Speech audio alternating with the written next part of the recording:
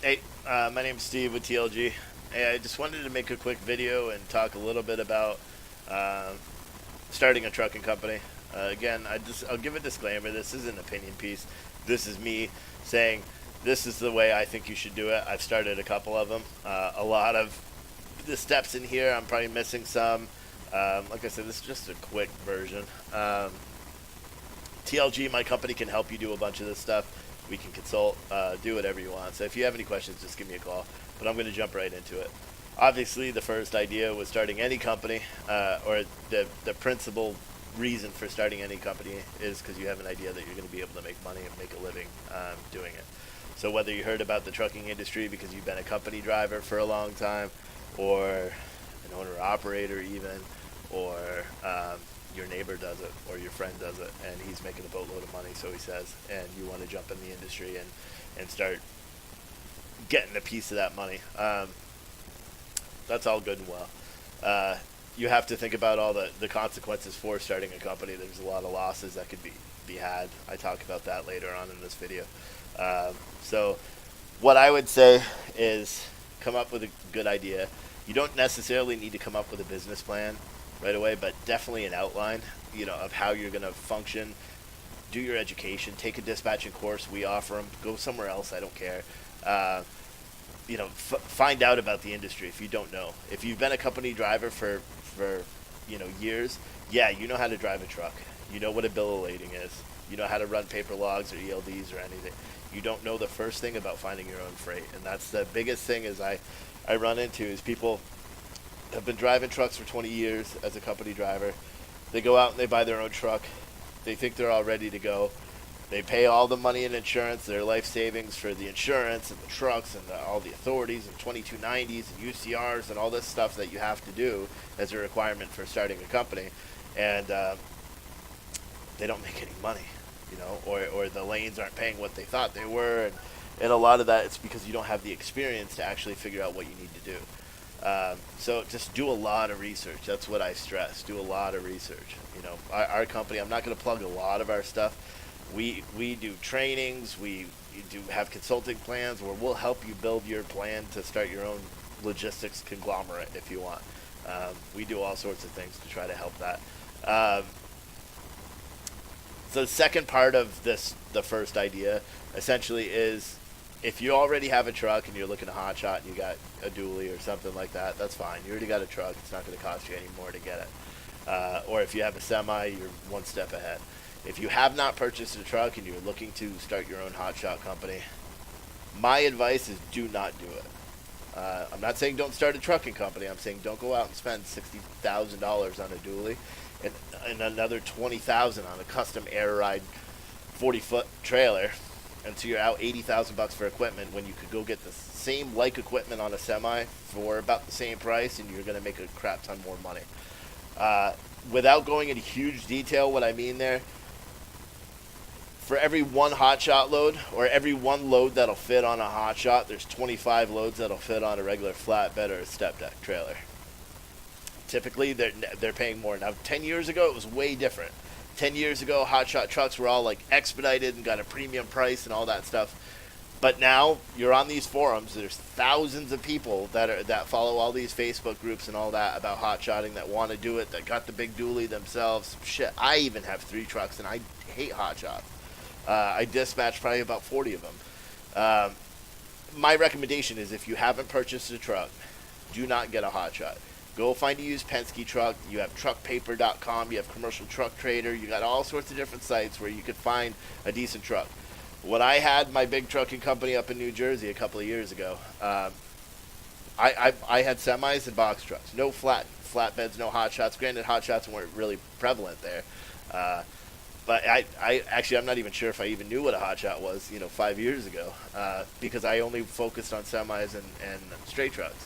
And I would buy these trucks at auctions on eBay or Commercial Truck Trader or Ritchie Brothers auctions or Iron Planet or whatever.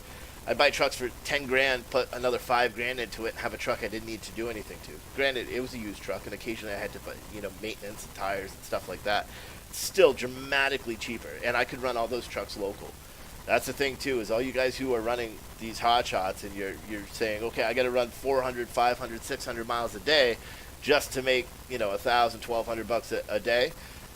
That's completely different. Again, it depends on your geography and where you are, but that's not the case if you're running over the road, or if you're running local in a semi, because you could literally run local within 300 miles, a 300-mile radius of your house, staying out, being home every single day, running a flatbed or gooseneck. Even you could still run the regular trailer. You just, you know, put the hitch on it, and you're gonna make more money. It's a given. You know, if I didn't have this up on the screen, I'd show you the load boards. And for every one hotshot load, if you guys have load boards, for every one hotshot load, I guarantee in that same area, there's 20 or so full truckloads that are going within the same mileage, paying quite a bit better. Now, granted, it used to be different. These guys that are running hotshots, you know, and have been running for 5-6 years, they're probably ticked off. We probably won't find them on these forums, to be honest, on these Facebook groups, because they're mad. They don't want to help anybody. They don't want to help their competition. What they should say is just don't do the business. You know, you see people doing that, and they do it out of spite and say, don't start. You can start. Just do it the right way. My opinion is, if you haven't already bought a hotshot, do not go buy one. Go buy a semi. You use semi, and you'll make just as much money, if not more money. You know, your cost for operating per mile will be about the same, except you're going to make a lot more per mile, and that's a given. As someone that looks at the freight boards all day long, every day, 7 days a week, I study these lanes. I study everything. It's my passion. I could tell you, you'll make more money running a semi. All right. So with that said, next step is incorporating. I'm not a lawyer, so I'm not going to go into grave detail about this. There's 3 different steps you can do. You can run as a DBA under your name and your social. You can run as an LLC. You can run as a corporation, however you set up that corporation. Obviously, you run under your name, you crash into someone, you kill them. They're going to take your house, your cars, and everything. There's still a good possibility of them doing that with your LLC, but you have a level of protection there, which is why most companies are registered as LLCs. Incorporating, you can hire a service. There's LegalZooms, all sorts of different services you could do. I don't know who that is. You could do all sorts of different stuff. Sorry, guys. Hold on. And there's all different services and stuff you could do for it, or you could do it yourself. As you can see, when a phone goes off, except I could tell it was a telemarketing call, so I skipped it. My computer rings, my desk phone rings, my cell phone rings. That's what a dispatcher should. It shouldn't just be one line. Every single line I have. So if I'm making something in the kitchen, or if I'm at a meeting, or I'm at the gym, I still have the availability of answering my phone. But that's just a little bit about what I do. At any rate, so incorporating, set up an LLC, your EIN number. Now you could pay a service to do it. We do EIN filings for $50, or you can do it yourself for free through the EIN or through the IRS website. It's literally free. It takes you about 20 seconds to file for it, and you can get it pretty quick. That's my opinion on that. Next step is filings. I'm not going to do a big, long thing about this. You have to have your FMCSA filing. It costs $300. You got to do your UCR. I believe for 2 trucks it costs $72 or $76. You got to do your BOC 3. We do it for $35. You could get it anywhere else for about the same price. I've seen them as high as $150. Just do your research. You could have a company like me do all your filings with the fees included for $399. You're going to have to register for IFTA if you're running a CDL truck. You're going to have to do your 2290 if you're over 52,000 pounds, I believe. There's and UCR, I believe, is up there too. You're going to have to do the IRP, get abortion tags, all that stuff. So you're talking several $1,000s in getting your company set up. Once you actually do your filing, you have what the FMCSA calls is a wait period. So you have like 20 days for your wait to 20 business days for your authority to be active. During that time, you could sit and get your truck ready, buy all the equipment for your truck, make sure you buy your insurance, and you shop around for your insurance because it's going to cost you a ton of money. You depending on what states, Arkansas is cheap, Georgia's cheap, North Carolina is pretty cheap, so South Carolina. Unless you're using, the big Progressive and all that, they're going to get you on the price. And the reason they do that is because new companies have claims. You got drivers that just want to drive, they don't strap stuff down, they have insurance claims, and half of the companies, I think it's actually like 80% of trucking companies don't make it past 2 years.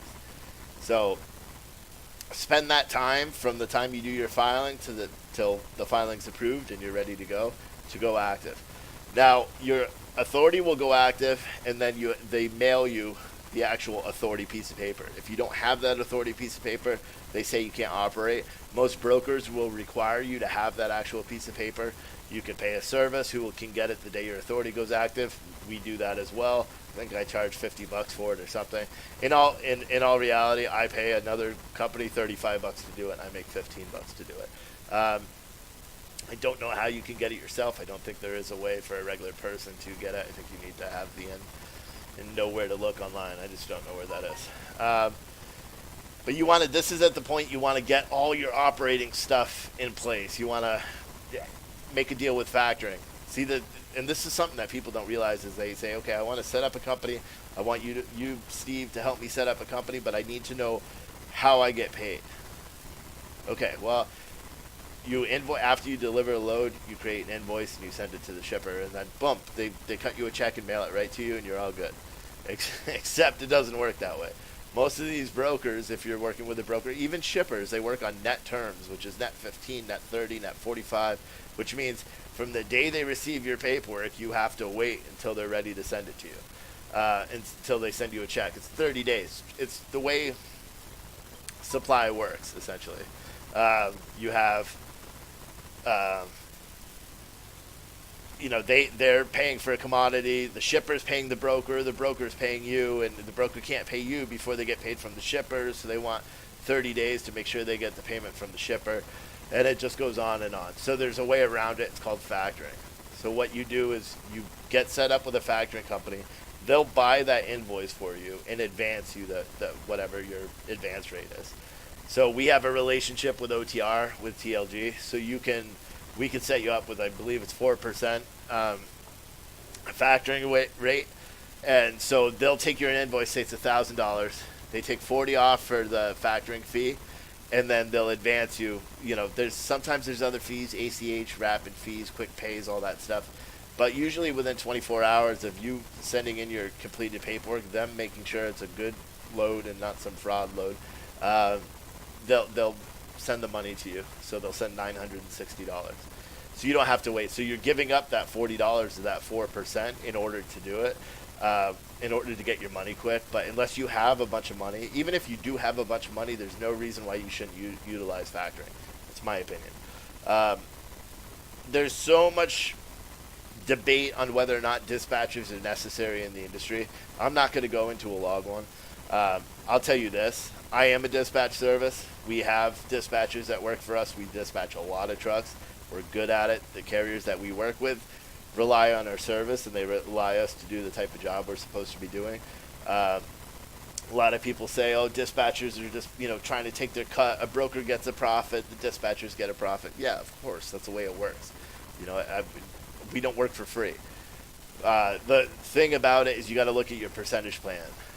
With the dispatcher, if they're charging you 8% plus you're paying a factoring company 4%, you might as well lease on your truck to somebody else because you're losing 12% off of your invoice right away. Our dispatching company, we charge a $50 per load because in all reality, it may take an hour to do your paperwork and everything. If you break it down, I'm still making $50 an hour to sit and search for freight, which I'd most likely be doing anyway because I love the industry. So just be very cautious of who you work with. In terms of dispatching, I personally believe there's going to be legislation coming down. If not, or they're going to choose to start enforcing the regulation that's already in place and finally make a decision on dispatching and whether or not you need a broker bond to do it. That's why my company has a brokerage, and we're fully set up as a freight broker. Just in case we don't do anything with it, it's strictly there to protect our company and make sure that if they do say, hey, you're a dispatch company, you need to have a broker bond, there's no delay for the customers we currently work with. We do have an active broker bond, $75,000 bond. We also have $1 million error and omissions insurance. We've got a $2 million general liability. I got insurance out the ass, and I do that on purpose because I got to make sure I'm protected. As a company, make sure everyone is protected. I don't want to feed you a bad load and have something happen or have them sue me, just like the whole thing that happened with C.H. Robinson the other day. and they got sued for something. But that's it. Next step is operating capital. You got to make sure you have enough money. If you've got $10,000 in a truck and you haven't even done your filings yet, you do not have enough money. That's my opinion. I believe that if you have 25 grand and you already have your truck, you're good. If you try to start your whole company with 25 grand, can you do it, including buying a truck or trailer? Probably, but you're going to be leveraged out the ass, and you have one miss delivery, one mess up. You go out to Denver because you choose a different dispatch service, and they say, hey, here's a great load to Denver, paying $250 a mile, and you're like, woohoo, it's my first load, I'm going to go do it. And you take a load to Denver, guess what? There's no freight out of Denver. You're going to deadhead price 600 miles to get a load that's paying more than $1.50 a mile. Those kind of things, they end up happening quick. You blow out a tire on that same trip. You got to buy new tires. I have a carrier that has a semi. He had some issues with the semi often. Everything went wrong for this guy that could possibly go. He finally gets into a good roll and starts making money. He has a couple of good weeks, and he blows an injector in his Volvo, and he's out. They still haven't even fixed his truck, and it's been 3 weeks. So you got to make sure you have enough operating money to survive. Most of you will probably have families and kids and all this stuff, and yeah, the road's great. Trust me, I used to drive too. It's nice to sometimes get away, but you got to make sure you have enough money to take care of your house, to keep your mortgage payments going, your car payments going, all that stuff. And once your authority does go active and you get that little piece of paper saying you're an authority, you're good to go. Figure out what your cost per mile is. We got a calculator. I made a previous video. I'm not going to go over it again. Watch that video. Figure out what your operating cost is, and then take, another 20-30 cents per mile and put it in the bank for your oh shit times, and then take another 20-30 cents per mile on top of your maintenance and put that against in the separate bank for your maintenance for when your truck something happens to your truck, because it's inevitable. Whether you buy a brand new truck, used truck, semi, hotshot, you're running 3,500, or a single rear wheel or something's going to happen to your truck. It's the nature of the business. You're driving a truck for thousands of miles on the road. It's going to happen. And that's what I would suggest. Always making sure you have enough money to keep going. And that's it. This was a really quick 17-minute talk about what I think it is to own a trucking company and how to operate smoothly. I know I skipped steps, but hopefully this helps some of you guys. My phone number is on this right here, which you can see. That's my phone number. Here's my email. Have any questions? You want to learn more about what we do at TLG? You want to talk to us about dispatching, filing, operating, consulting, compliance? We do everything here. No joke, we literally do everything. I've helped people buy trucks. I've sold trailers for people. I've done everything. And all that good stuff. So that's, we'll help in the best way. I limit how much knowledge I give away for free besides these videos. That's just because they take time out of my day, and I want to make sure that I'm making money. But hey, any questions, give me a call. Otherwise, I'm going to be making a video tomorrow about something I haven't decided, some topic. So talk to you guys later.